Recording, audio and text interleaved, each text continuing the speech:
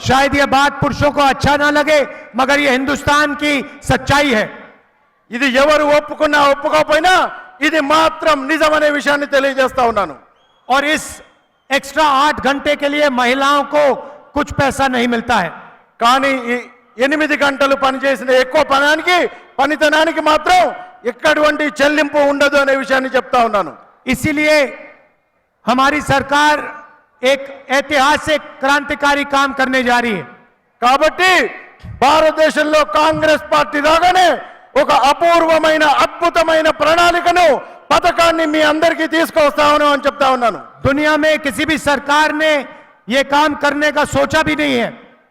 BJP ప్రభుత్వం ఇటువంటి పని చేసి ऐसे दुनिया में किसी सरकार ने ये काम नहीं सोचा है। భారతదేశంలోనే కాదు ప్రపంచంలోనైనా ఇటువంటి పథకాన్ని ఏ ప్రభుత్వం కూడా ఇంతవరకు తేవాలి అనేటువంటి ఆలోచనను చేయలేదు। हम हर गरीब परिवार की लिस्ट बनाएंगे। మేము భారతదేశంలో ప్రభుత్వంలోకి రాగానే భారతదేశంలో ఉన్నటువంటి ప్రతి పేద కుటుంబాన్ని ఒక లిస్ట్ తయారు చేస్తాము అని చెప్తా ఉన్నాము। हिंदुस्तान के सारे गरीब लोगों की लिस्ट बनेगी।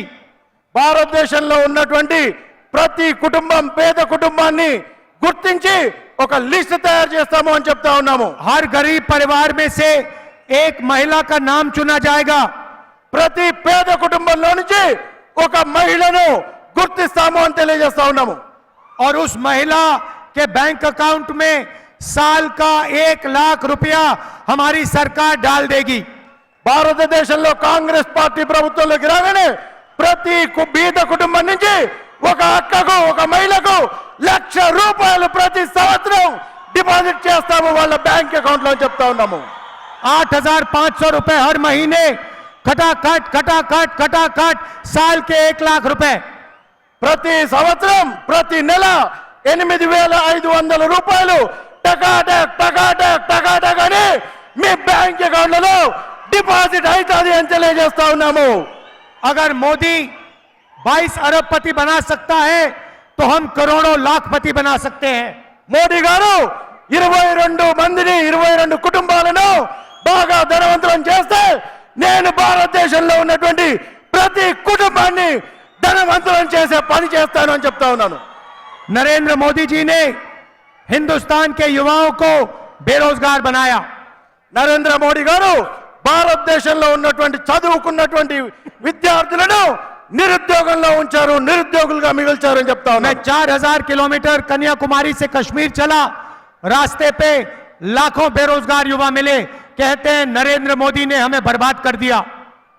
నేను కశ్మీర్ నుంచి కన్యాకుమారి వరకు భారత్ జోడో యాత్ర 4000 కిలోమీటర్లు నడిచినప్పుడు ఎంతో మంది యువకులు తమ బాధలు చెప్పారు। మేము పీజీలు చదువుకొని పిహెచ్డీలు చదువుకొని ఉద్యోగం లేక నిరుద్యోగులుగా మిగిలిపోయామనే విషయాన్ని చెప్పారు। उन सब युवाओं से मैं कहना चाहता हूं, हम आपके लिए एक नया स्कीम, पहली नौकरी पक्की वाला स्कीम ला रहे हैं। అటువంటి నిరుద్యోగులకు నేను ఇక్కడి నుంచి చెప్తా ఉన్నాను, మొదటి ఉద్యోగం పక్కా అనే విషయాన్ని తెలియజేస్తా ఉన్నాను। अमीर लोग के बेटे अप्रेंटिसशिप करते हैं, जॉब मार्केट में जाने से पहले 6-7 महीने की उनको टेम्पररी नौकरी मिलती है। వారు పీజీ గాని డిగ్రీ గాని పూర్తి చేసిన తర్వాత మొట్టమొదటి ఉద్యోగంలో అన్ని ప్రభుత్వ ఉద్యోగాల్లో ఎక్కడైనా సరే యూనివర్సిటీలో కానీ ఆసుపత్రుల్లో కానీ వారికి మొదటి ఉద్యోగం పక్కాగా ఉంటుందనే విషయం తెలియజేస్తా ఉన్నాను। ये मौका हिंदुस्तान के बेरोजगार ग्रेजुएट्स को, डिप्लोमा होल्डर्स को नहीं मिलता। ఈ ఉద్యోగం ఏ నిరుద్యోగులు డిప్లొమా హోల్డర్లు పీజీలు చదివినటువంటి వాళ్లకు మొట్టమొదటిగా పక్కా ఉద్యోగం వస్తుందనే విషయం తెలియజేస్తా ఉన్నాను। इसीलिए हमारी सरकार हिंदुस्तान के सारे बेरोजगार ग्रेजुएट्स को पहली नौकरी का अधिकार देने जा रही है। కాబట్టి కాంగ్రెస్ పార్టీ ప్రభుత్వంలోకి రాగానే విద్యార్థులకు నిరుద్యోగులకు మొదటి ఉద్యోగం పక్కా అనేటువంటి పథకాన్ని పూర్తి స్థాయిలో అమలు చేస్తుంది అనే విషయాన్ని చెప్తా ఉన్నాము। करोड़ों युवाओं को इस स्कीम का फायदा होगा। చాలా మంది కోట్ల మంది యువకులకు నిరుద్యోగులకు ఈ పథకం ద్వారా లబ్ధి చేకూరుతుంది అనే విషయాన్ని చెప్తా ఉన్నాము. प्राइवेट सेक्टर में, पब्लिक सेक्टर में, सरकारी अस्पतालों में, सरकारी ऑफिसेज में, सरकारी कॉलेज यूनिवर्सिटी में नौकरियां मिलेंगी। మొట్టమొదటి ఉద్యోగం ప్రభుత్వ కంపెనీలు, ప్రైవేట్ కంపెనీలు, విశ్వవిద్యాలయాలు, ఆసుపత్రులు, ఇతర ప్రైవేట్ సంస్థల్లో మొట్టమొదటి ఉద్యోగం గ్రాడ్యుయేట్లకు, పీజీలకు, డిప్లొమా చదివిన వాళ్లకు తప్పనిసరిగా వస్తుంది అనే విషయాన్ని తెలియజేస్తా ఉన్నాం. 1 साल की नौकरी होगी और साल के 1 लाख रुपए हर ग्रेजुएट के बैंक अकाउंट में डाले जाएंगे। మొట్టమొదటి ఉద్యోగం ఒక సంవత్సరం ఇన్ని ప్రభుత్వ సంస్థల్లో, ప్రైవేట్ సంస్థల్లో ఉంటుంది. జీతం కింద 1 లక్ష రూపాయలు మీ బ్యాంక్ అకౌంట్ లో డిపాజిట్ అవుతామని తెలియజేస్తా ఉన్నాము. 8,500 रुपए महीने के, 1 लाख रुपए साल के, 8,500 రూపాయలు ప్రతి నెలకు, సంవత్సరానికి 1 లక్ష రూపాయలు మీ బ్యాంక్ అకౌంట్ లో వస్తాయని చెప్తా ఉన్నాను. और हिंदुस्तान को दुनिया की सबसे बेहतरीन ट्रेंड वर्कफोर्स मिलेगी। భారతదేశానికి నైపుణ్యమైనటువంటి యువ శక్తి కూడా అభివృద్ధి చెందుతుంది, తయారవుతుంది అనే విషయాన్ని తెలియజేస్తా ఉన్నాను. किसानों के बारे में थोड़ा सा बोलना चाहता हूं। किसानों के बारे में थोड़ा बोलना चाहता हूं। రైతుల గురించి ఇప్పుడు కొన్ని విషయాలు చెప్పాలనుకుంటాను. नरेंद्र मोदी जी ने आपका कर्जा नहीं माफ किया। నరేంద్ర మోడీ గారు రైతు రుణమాఫీ మీకు చేయలేదు. याद रखिए, जब हमारी सरकार थी दिल्ली में, हमने आपका कर्जा माफ किया था। భారతదేశంలో కాంగ్రెస్ పార్టీ ప్రభుత్వంలోకి రాగానే మీకు రైతు రుణమాఫీ చేస్తామనే విషయాన్ని తెలియజేస్తా ఉన్నాము. सरकार आने के एकदम बाद हम हिंदुस्तान के किसानों का कर्जा माफ करने जा रहे हैं। భారతదేశంలో కాంగ్రెస్ పార్టీ ప్రభుత్వంలోకి రాగానే మొట్టమొదటి చర్యగా రైతులందరికీ రైతు రుణమాఫీ జరుగుతుంది అనే విషయాన్ని చెప్తా ఉన్నాము. और पहली बार हिंदुस्तान के किसानों को कानूनी मिनिमम सपोर्ट प्राइस मिलने जा रही है। భారతదేశంలో కాంగ్రెస్ పార్టీ ప్రభుత్వం రాగానే కనీస మద్దతు ధర ప్రకటించబోతుంది రైతుల కోసం అనే విషయాన్ని చెప్తా ఉన్నాము. और इससे हिंदुस्तान के सारे किसानों को जबरदस्त फायदा होने वाला है। దీంతోనే భారతదేశంలో ఉన్నటువంటి అందరి రైతులకు చాలా మంచి జరగబోతుంది అనే విషయాన్ని చెప్తా ఉన్నాము. भाइयों और बहनों, कन्याकुमारी से कश्मीर में 4,000 किलोमीटर चला। कन्याकुमारी से कश्मीर तक 4,000 किलोमीटर चला।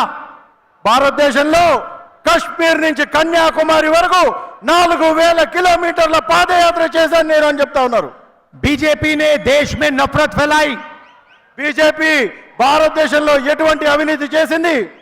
जहां जहां भी वो जाते हैं, एक भाई को दूसरे भाई से लड़ाते हैं। భారతదేశంలో ఉన్నటువంటి బిడ్డల మధ్య చిచ్చు పెట్టి, విద్వేషాలు రేపి, ఒకరికి గొడవలు పెట్టి కొట్లాటలు చేస్తుంది బీజేపీ పార్టీ అని చెప్తాం. हमने नफरत के बाजार में मोहब्बत की दुकान खोलने का काम किया।